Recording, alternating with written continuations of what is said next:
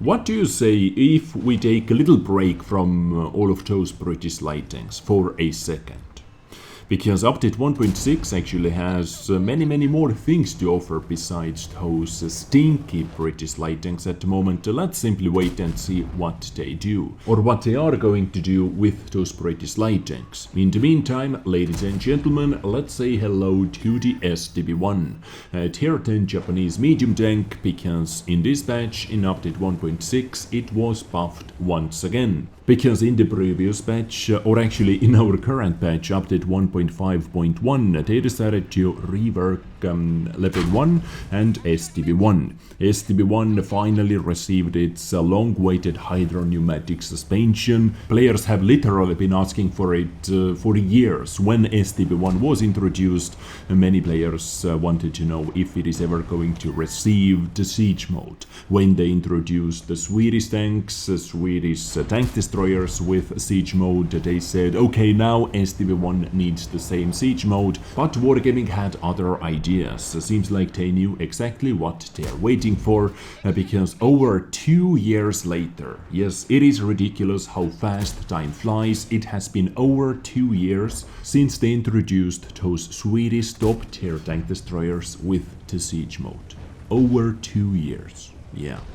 So time flies, 2 years later, over 2 years later, in update 1.5 they introduced the Swedish medium tanks with medium tank siege mode. Some additions: you do not have to click any buttons. If your speed drops below a certain number, the siege mode activates automatically, and you can use the maximum gun depression angle. On this vehicle it was buffed up to -12 degrees of gun depression. Finally, it received what people were waiting for. On the top of that, it also received better gun handling. Overall gun handling, I would say, was increased, was made better, even though they made the dispersion at 100 meters from 0.36 up to 0.37, but in a nutshell it actually really doesn't matter. They also made the DPM a bit better. They lowered the reload time from 8 seconds down to 7.1 seconds, but at the same time they lowered the alpha damage from 390 down to 360, but DPM was still slightly increased. They also changed the aiming time from 2.3 seconds down to 2 seconds, which is way better. But they decided to make the view range a bit worse, from 410 meters down to 400 meters. So they pretty much wanted to make STB-1 as a medium to close range sprawler. In my opinion, get it hull down with that gun depression, you are able to use many positions so overpoweredly. More than many other tier 10 medium tanks can do it. Of course. So on the top of that, they made the shell velocity 19% better. They decreased the top speed from 53 down to 50, but they increased the reverse speed from 20 up to 25. Powered weight ratio was increased because it received 200 extra horsepower to each engine and 50 extra hit points, so up to 2000 HP. Overall mobility was made a lot better. On the top of that, they increased the turret rotation speed by 4 degrees per second and hull traverse speed from 52 up to 55 degrees per second. And they made the moving accuracy, turret rotation accuracy better and all that, which is really nice already. But now let's move on into the update 1.6.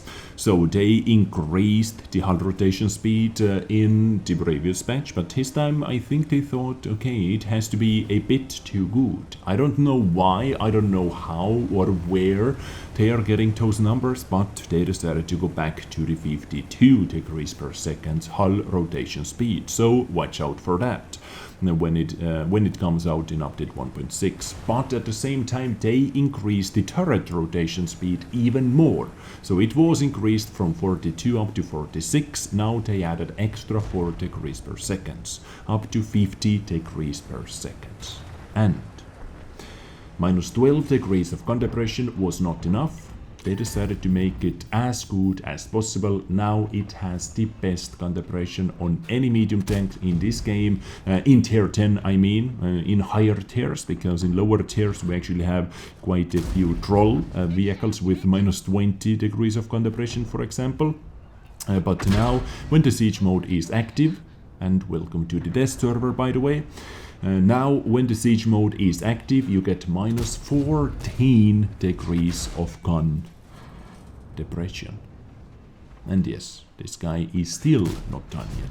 Yeah, this guy is simply a little penis. Here comes boom, yet another one. I have been stunned once again, but we are simply not even paying any attention to that guy, because this guy is a little looter on the test server trolling with artillery. Like, how sad. How sad indeed. But this was my first encounter featuring no team damage troll artillery player. All this guy is able to do is F up your crew members. We are stunning you, but no damage done. He's not dealing any damage to you. He's simply trolling. And he's not done yet. I think he keeps firing at different teammates the entire battle. If I'm not mistaken, I am going to meet with him once again in the middle of the battle. And he didn't turn blue. That guy didn't turn blue. Interesting, really interesting. Anyway, despite all that, this was the battle I still wanted to show you because it features many interesting moments. Non-stop action with STB-1, new STB-1. So, minus 14 degrees of gun depression. There are almost no positions which you cannot use in this game anymore with this gun depression. I love it so far. I have been testing it for a couple battles now.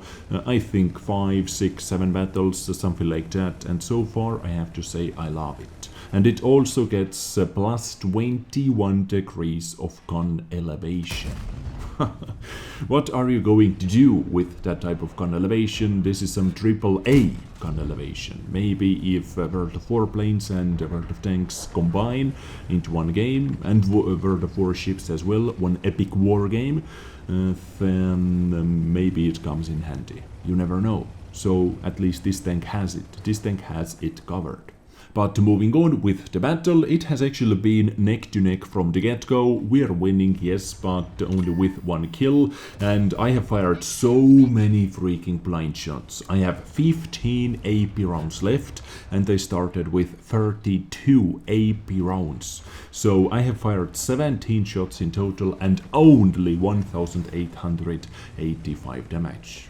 So many blind shots into the bushes at the start, at that Urus 15-16 as well. There is EBR 105.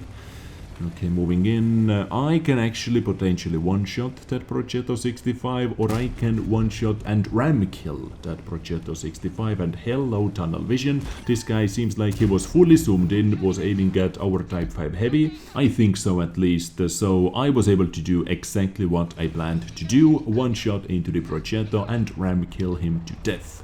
Ram-kill it to death.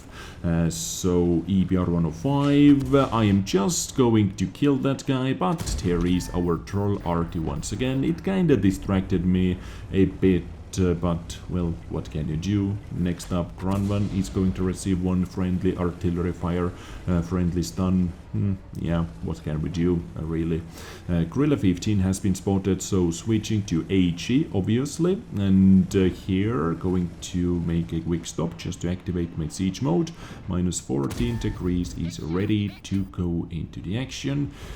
1 more HE round left. I was hoping to be fast enough to put that shot into the gorilla, and only 410 roll actually, so that was under average roll. I wasn't super lucky with my HE rolls. And now there are really dangerous heavy tanks left to kill. AMX M454, 705A and IS-7. We have Jagdpanzer 100 over here, who has really massive gun, massive and nasty gun, but no turret, so this is kinda limiting. I was able to pick up M454, but at the same time that 705A and enemy artillery now 475 damage. I lost over 1000 damage in 5 seconds, which really sucks. That 705A was also able to penetrate me. But not with his next shot, tracked once again. My tracking has been on point in this battle, tracking that Udas 1516, the T57 on the move. I received some crazy assistance after that, so tracking has been on point. That shot was kinda terpy. I was aiming at the middle part between tracks and upper hull. This is an easy penetration with heat rounds, but I guess my shot simply terped a bit too much. You can see, boom, that part is easily penetrable. This time it actually went in. Now Jagdpanzer is going in, but as you can see, as you heard, Jagdpanzer terped its shot into one shot 705A. Which is going to be a bit problematic to kill now. Jagdpanzer 100, you had one job with your crazy ass penetration and you still kinda failed. Enemy Arty is not going to fail, and boom, here goes our Jagdpanzer 100. Conqueror gun garage was able to take it out. Manticore. So with two of us over here, we should be able to outplay that 705A. Manticore took the shot, and on the move I was able to pick up the kill. I was simply waiting for the moment that 705A is going to be distracted, and the moment showed itself. I took it and I killed that 705A. Now, at the end of the battle, artillery, that idiot in the budget 155-58, decided to be a bit more useful, and guess what? He is actually going to kill that artillery. No Fs given, moving in like that, one-shotting Conqueror gun garage. Made things a bit more easier for me, indeed. But it doesn't change the fact that you are an idiot on the test server. You shouldn't be allowed over here. So 1 enemy tank versus 3 allied tanks. I can take 2 shots. Badget most likely can take 2 shots as well. Manticore is a clean 1 shot. But I have no idea how much HP that Udas 1516 has left. I can see this guy has 2 kills, but how much HP? No idea. So I wasn't even thinking about fully capping the base, I was simply playing around. I hoped maybe this guy is going to reveal himself after I am somewhere at 80% or something like that, and luckily once again artillery was able to scout that Udas 1516 out. Of course, right away I leave the capture zone, because this is a test server. Of course, I am not going to be super tryhard. I do not want to... By the way, our Manticore freaking crashed. So this is what I didn't need in this situation anymore. I left the camp and our Manticore crashed. Come on now, why do you have to make things hard?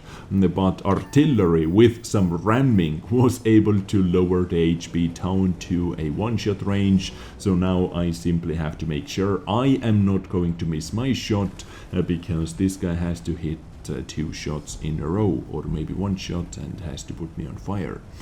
All I have to do is I have to make sure I am not going to miss mine. So I am moving in aggressively, and of course from that range even STB-1 is accurate enough. So GG, it was a victory and quite a nice battle, I have to say. Quite a nice battle. I was able to use my gun depression in many situations. At the start of the battle, in the middle, versus that grill, versus all those heavy tanks. Minus 14 degrees of gun depression adds so many more opportunities. I like it. I liked his new STB-1 actually a lot. From my own experience, I can say they made it a lot better. I even enjoyed the previous version of the STB-1, which gun was super terpy, gun handling crap and stuff like that, but I still, for some odd reason, I enjoyed it. But now I enjoy it even more. But ladies and gentlemen, that is me done with today's episode. Let me know what you think about STB-1 in the comments down below. Stay tuned, hitting that subscribe button, bell button, like, comment, dislike, whatever floats your boat. Stay awesome, take care, and bye.